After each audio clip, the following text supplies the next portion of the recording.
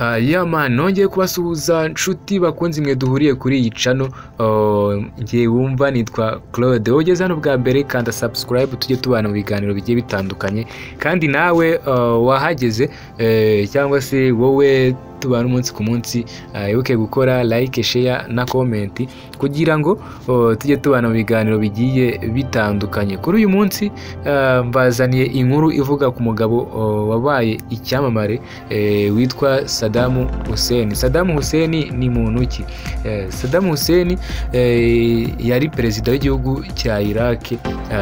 Igihugu cya Iraq nacyo musanzwe muzi kabisa, gifite kapitale yitwa Baghdad. Baghdad ni umurwa mukuru w'igihugu cya Iraq. Saddam Hussein yavutse tariki 28 z'ukwa kane 1937, akavukira mu mujyi witwa Al Ajwa, aho ni muri Iraq. Uyu mugabo rero Saddam Hussein yapfuye mu mwaka 2006 tariki 30 z'ukwa 10. Bivuze ko yapfuye rero afite imyaka 69. Mu bo bashakanye, umugore bashakanye rero yari afite abagore babiri, umwe akitwa Nidal al-Hamdan. Bakaba barabaye mariye cyangwa se barashakanye mu mwaka w'1990 kugera 2006. Akagira n'undi witwa Samira Shabandar, nawe bakaba barasezeranye cyangwa se barabanye mu mwaka w'1986 kugera 2006. Uyu mugabo akaba yari afite abana 5 kabisa. Umwe akaba yaritwaga Uday Hussein, undi akitwa Qusay Hussein, undi akitwa Ragad Hussein, Rena Hussein, Hala Hussein. Ukumva ko abo bana ari 5, abo bari mu bana ba Hussein cyangwa se ba Saddam Hussein. Uyu mugabo yari afite metero imwe n'ibice cyangwa se metero imwe na santimetero 88. Saddam Hussein ku itariki 30 rero Ukuboza 2006 kugera 2024 yari yujuje imyaka 18. Yari yujuje imyaka 18 rero apfuye. Yari amaze imyaka 18 apfuye, kandi mbibutsa ko yari perezida w'igihugu cya Iraq. Yishwa nyonzwe kunigishwa umugozi umanitse, nk'uko mwagiye mubibona mu mashusho agiye atandukanye yacicikanaga muri uriya mwaka mwakiragiye kabisa, aho yakizwe hanze n'abari barayafashe bagaragaza urupfu uyu mugabo yapfuye. Imana imwakire mu bayo kandi ikomeze imuhiruko ridashira. Nyuma yo gutabwa muri yombi n'ingabo za Leta Zunze Ubumwe za Amerika US mu mwaka wa 2003, ashinjwa gutunga intwaro za kirimbuzi, ariko bakaza gusanga ntazo yigeze. Birumvikana ko wumva ko yazize ubusa. Saddam Hussein yashinjwe igihano cyo kwicwa amanitse mu mugozi nyuma yo guhamywa ibyaha byibasiye inyoko muntu mu gihe cyangwa se mu gihugu cye cya Iraq. Yakatiwe n'urukiko rwa Iraq rudasanzwe rero, rwamuhamije impfu z'abanya-Iraq b'abashite 148 biciwe mu gace ka Dujari mu mwaka w'1982, bazira ko bashatse kumuhirika ku butegetsi. Guverinoma ya Iraq yashyize ahagaragara video y'iyicwa rye, imwerekana ashorewe ajyanwa aho yiciwe amanitswe mu mugozi. Yamanitswe mu mugozi, yashyizwe mu ijosi n'abantu bari abantu benshi bari bari aho ngaho, bari baraho bahishe amasura, mbese ni abantu batagaragaraga mu maso. Abo nibo bamumanitse bamwambitse umugozi mu ijosi. Nyuma y'urupfu rwe habayeho impaka mpuzamahanga nyuma y'uko habonetse video yo kunyongwa kwe yafashwe na telefone igendanwa, agaragara azengurutswe n'abaturage barimo umukwena mu Cyarabu n'amajwi ahanitse ari nako basingiza ubuyobozi bw'abayisilamu b'abashiya.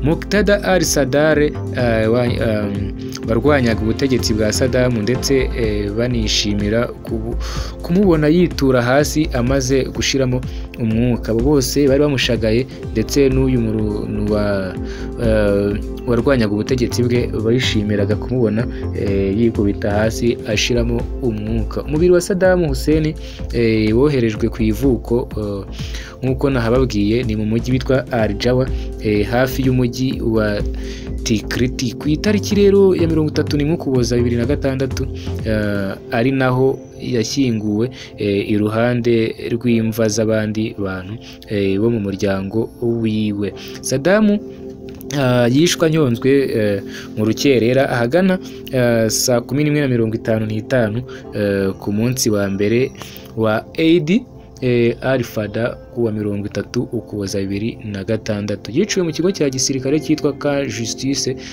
cyari gihuriweho n'ingabo za Iraq n'iza US cyangwa se n'iza Amerika i Kazmin, agace ko mu burasirazuba bw'amajyaruguru y'umurwa mukuru wa Baghdad. Saddam Hussein yanyonzwe ari wenyine, bitandukanye n'amakuru ya mbere yabanje kuvuga ko yanyonzwe hamwe na bagenzi be babiri aribo Barzan Ibrahim al-Tikriti na Awad Ahmed al-Bandar, kuko bo bishwe ku tariki ya 15 Mutarama 2007. Urumva ko hari hashize umwaka nawe yishwe, urumva ko aribo bishwe nyuma. Mubyara wa Saddam witwa al-Hassan al-Majid nawe yakatiwe urwo gupfa yicwa nawe anyonzwe ku tariki ya 25 Mutarama 2010. Ubwo hari hashize imyaka 4 Saddam nawe yishwe. Saddam Hussein yatawe muri yombi n'ingabo za Amerika mu Ukuboza 2003 zimusanze aho yari yihishe mu mwobo uri mu isambu iri hafi ya Tikrit aho akomoka mu gihe cy'intambara yo kumuhirika no kumuta muri yombi ashinjwa gutunga ibitwaro cyangwa se intwaro za kirimbuzi. Izo ingabo za Amerika kandi zishe abahungu babiri ba Saddam, bamwe nakubwiraga aribo Uday na Qasai Hussein mu mirwano yabereye aho bari bihishe mu mujyi wa Mosul ku tariki ya 22 Nyakanga 2003.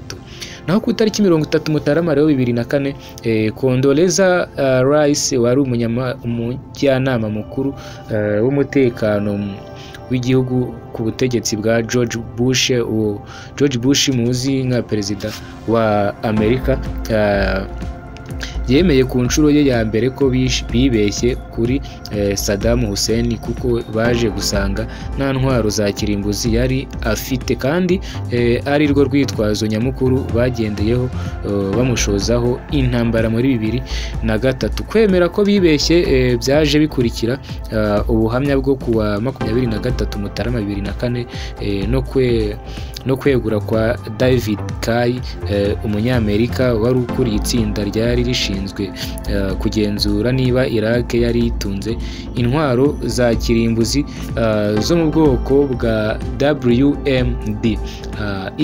Icyo gihe rero Kay yavuze ko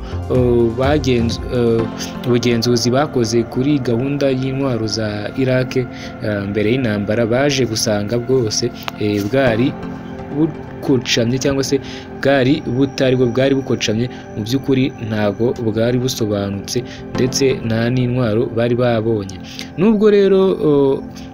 Nubwo ariko USA yemeye ko cyangwa se USA yemeye ko nta ntwaro za kirimbuzi Iraq yari ifite, Saddam Hussein yakomeje kugarizwa n'ibirego by'ubwicanyi bwakorewe abanya-Iraq 148 b'abashite mu mujyi wa Dujal, ari nabyo byamuhesheje igihano cyo kwicwa anyonzwe. Saddam yari yasabye ko bamwica bamurasiye ku giti nk'uko bigenda mu gisirikare, ariko urukiko rwarabyanze ruvuga ko agomba kunyongwa nk'umuturage usanzwe.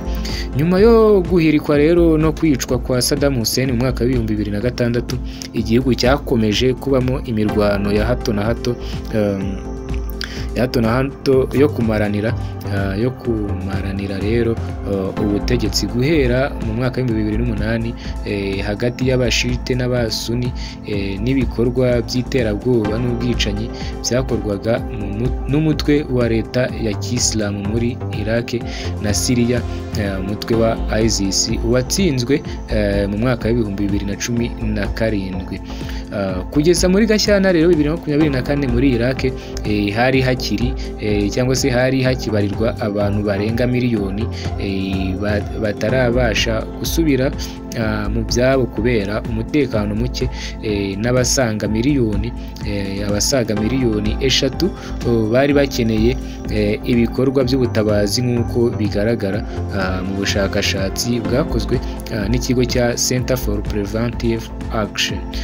Saddam Hussein urumva ko mu by'ukuri yazize izo mpfu z'abo banya-Iraq 148, ariko ibyaha yashinjwaga bijyanye no gutunga ibitwaro bya kirimbuzi, namwe murabyimviye ko ibyo byaha bitari byo yabigerekerwagaho cyangwa se yabishinjwaga, ariko bitari byo baje kuvumbura ko bitari byo Iraq itari itunze intwaro za kirimbuzi. Kandi subscribe wowe ugeze hano bwa mbere, ngewe wumvaga nitwa Claude, nawe wageze hano wowe tubana umunsi ku munsi, wibuke gukora like, share na comment. Murakoze cyane, bye bye, ciao. Banyarwandakazi, twabazaniye za ntebe z'imigano, turazikora ahangaha dukorera ku kiraro uva Nyabugogo, ku kiraro cya mbere ku Kinamba. Ku bindi bisobanuro waduhamagara kuri 0788884088. Kaze muri Bambo.